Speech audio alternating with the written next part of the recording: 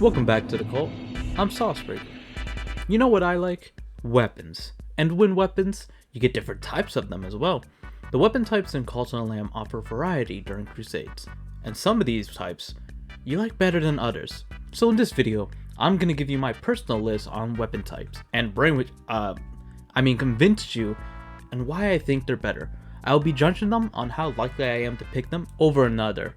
Without further ado, let's get into the list. Starting with the defaults. Let me ask you, do you pick and stay with default skin in any game? Like if you had to pick from an ability that could slightly or massively help you, or something that does nothing at all? Like, let's be honest, what are you choosing? That's basically the default weapons in a nutshell. And that was a trick question. This shit is heat! How could you ever go wrong with the classics? Like sometimes the weapon itself is the problem, and you just gotta change it, or maybe something better. The stats are better. I like the default weapons, and they're going in S tier. Alright, now let's get into our first real type. The Vampiric weapons allow the Lamb a chance to heal half a heart after a kill. You see, you heard that? That there's a chance to heal. It's not even guaranteed, and that part is basically what kills it for me. Not only is this effect not really that useful if you don't take a lot of hits, but if you're full health with some extra hearts, this sword becomes like a default, and a weapon trying to be like the holy grail of default weapons is evil and is casted out to E tier. How sad. And here is the bane of my existence. So I actually got to rank the Bane sword somehow, like, I don't know how, but I would rank them in C tier, as they have a mild poison effect that is a lot better to have, rather than just a random tarot card. So, yeah, C tier. And suddenly, I'm at a cemetery. God fucking damn it. Ooh, I'm gonna crease your J's. Ah! The Necromantic has a chance to summon a phantom. Of course, one kill is just one phantom, so it's not gonna be crazy damage unless you get like a killing spree with some ads in a boss. While it's well known fact that I love phantoms, by themselves it's an okay and a nice bonus, and much better than the other types. However, compared to the other ones, especially the top tiers, it's alright. C tier. I heard you like to crack bones whenever you fight your enemies. Me too. So that's why I use Merciless weapons. The greatest thing to happen for those who like to gamble, such as myself.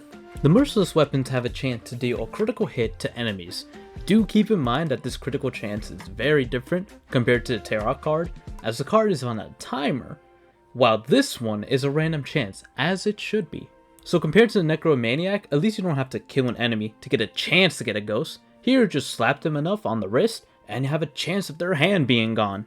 B tier, as Merciless and Necromantic could switch slides depending on the person, or depending on the side of the moon, or which planet. Astrology is funny. This was one of my favorite weapons when I was progressing in the game. The Zealous weapons will increase the Divine Inspiration bar whenever collected fervor.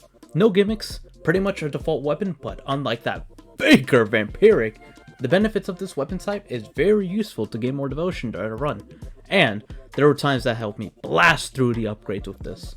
For a weapon with no combat advantages, this one's going in A tier.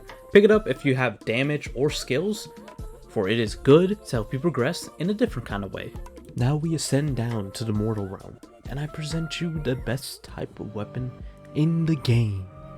Me, the godly weapons.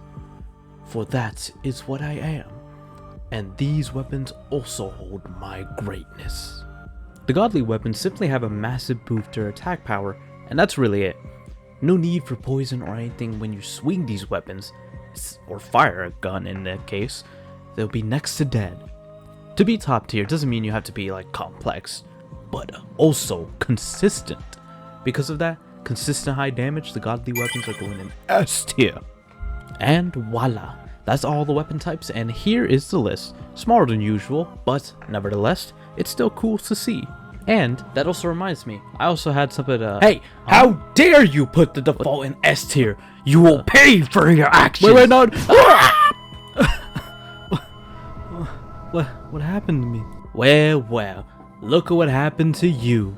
What? This wouldn't have happened if you joined my cult in Titanfall 2 on Xbox. You would've got this execution as well. Execution? Oh, but it's a shame. Is this even real? I never even played Titanfall before.